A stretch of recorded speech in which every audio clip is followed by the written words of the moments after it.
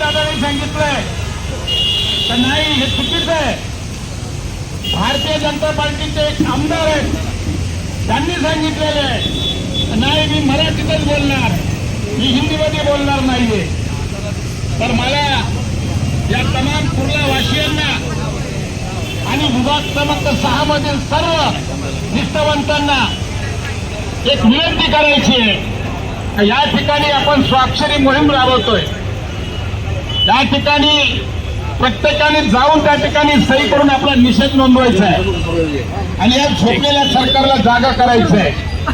उद्यापासून अधिवेशन चालू होत आहे.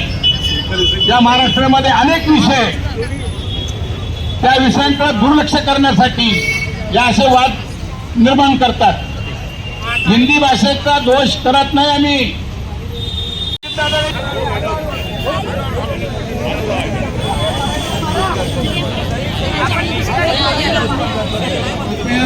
विनंती आहे मराठीमध्ये सही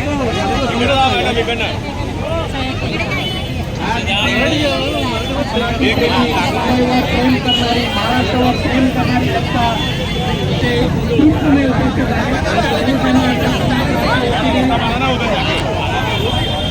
पुरुषांना विनंती, सन्माननीय पुरुषांना विनंती, महिला आघाडीला पहिलं पुढे राहू दे.